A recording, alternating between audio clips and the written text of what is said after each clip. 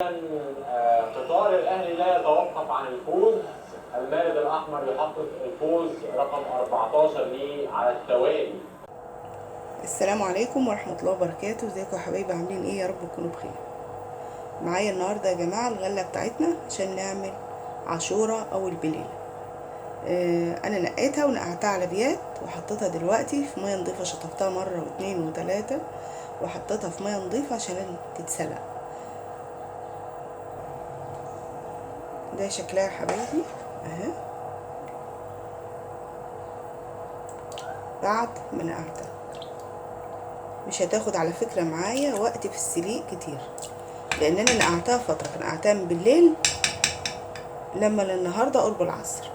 خلصت مصالحي واتغدينا وهعملها براحتي وهوريها لكم لما تتسلق، اوريكم انا هعمل فيها ايه. كل سنه وانتم طيبين يا حبايبي. كده يا حبايبي استوت اهي، بقالها ربع ساعه على النار ما شاء الله استوت. هحط لها باكو كريم كراميل من دريم،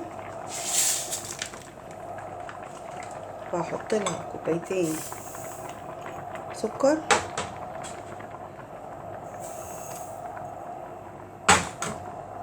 واقلبها الاول. باكل كريم كراميل ده يا جماعه عشان يطعم.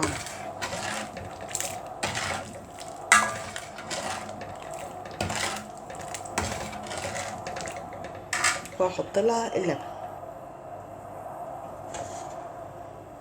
ده كيلو ونص لبن هضيفه. هسيب دول عشان عندي معلقتين نشا عايزه ادوبهم فيها في الاخر للاضافات.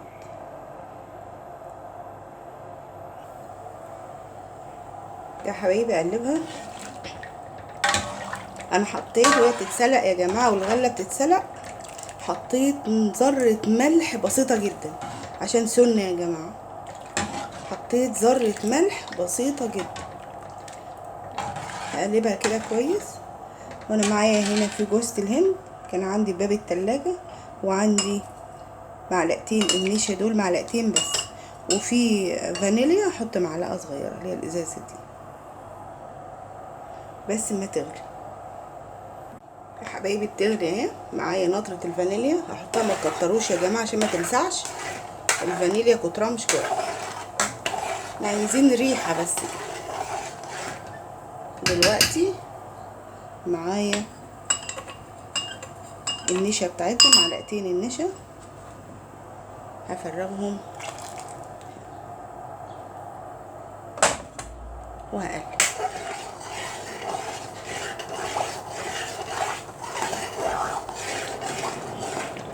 اهي القوام بتاعها بدأ ما شاء الله يتقل.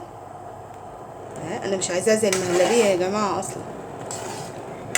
كده كده الغله اللي هي البليله، الغله دي حبه القمح هي من دقيق، ده اللي بيتعمل منه الدقيق يا جماعه، ده اللي بيتطحن وبيطلع منه الدقيق. ففي جميع الاحوال هو اللي بيطلع لنا الدقيق. فالدقيق ماده رابطه، يعني في جماعه عملوها بيقول لك حط معلقه دقيق. احط معلقه دقيق ازاي يا جماعه اذا كان هي ده اصلا ده الدقيق بتاعنا، ده اللي بيتطحن وبيطلع منه الدقيق، دقيق القمح ده قمح. اوعى حد يا جماعه يغطيه، اللبن ما بيتغطاش على النار، هيفور منك ويبهدلك الدنيا. معايا هنا جوز الهند، حط شويه كده. هنا هي ما شاء الله خلاص عليها اهي. اهي يا جماعه، وما تبرد كمان بتمسك شويه، بس هي كده ما شاء الله عليها. اهي هطفي لما اجي افرغها ان شاء الله اغرفها هوريها